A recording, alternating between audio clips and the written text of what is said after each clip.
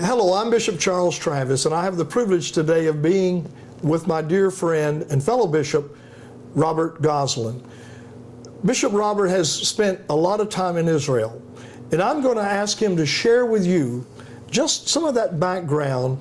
And this trip that we want you to join us on November 24th through December 3rd to the Holy Land is a trip like most tourists never get to see, never get to participate in. And so, Bishop Robert, why don't you tell us a little of your background and your experiences in the Holy Land, and then what we're going to experience while we're there. Sure, Bishop Chuck. We are going to be visiting the Holy Land from the insider's perspective. I've had the privilege of being in Israel for 6 months a year for the last 10 years. Gotten the insight on Jewish insights and traditions. We're going to be able to open the scriptures and see things from the scripture that have escaped our notice as Western readers. We're going to be able to visit sites. Of course, we'll see all the regular historic sites that a Christian wants to see. We'll be in Capernaum. We'll see the tomb of the resurrection. We'll walk on the Mount of Olives. But we're going to visit places that a lot of tourists don't visit. There's a brand new discovery on the southern shore of the Sea of Galilee, the entry of Tiberias. Oh, yes. And we will see gates that Jesus walked through. And we are going to visit Magdalene. We are going to visit, how many of you have read about the prophets Elisha and Elijah? Do you know Elijah started a school of the prophets on the shore of the city? The shore of the River Jordan. And we're going to visit.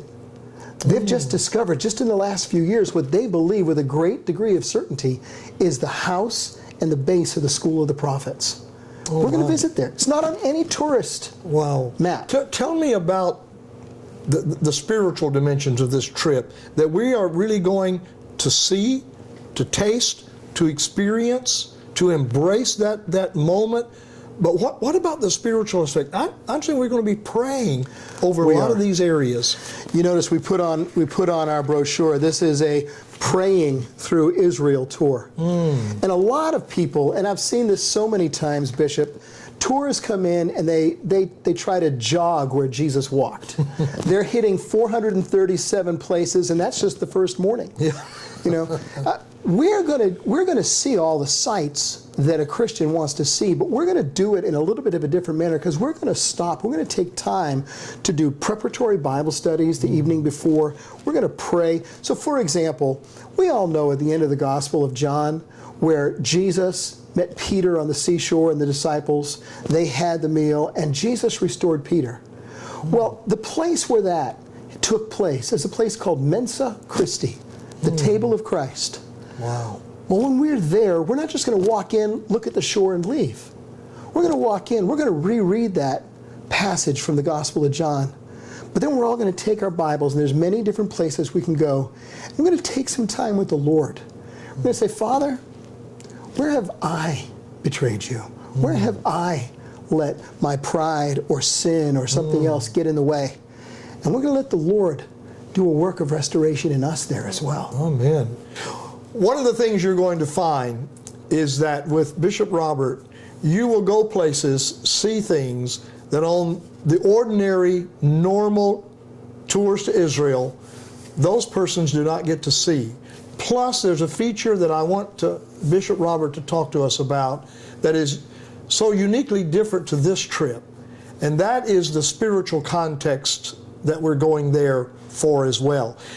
But we're going to do something while we're there that is a bit different. Tell me and tell our viewers a little bit about what we're actually going to walk around the walls of the old city and pray?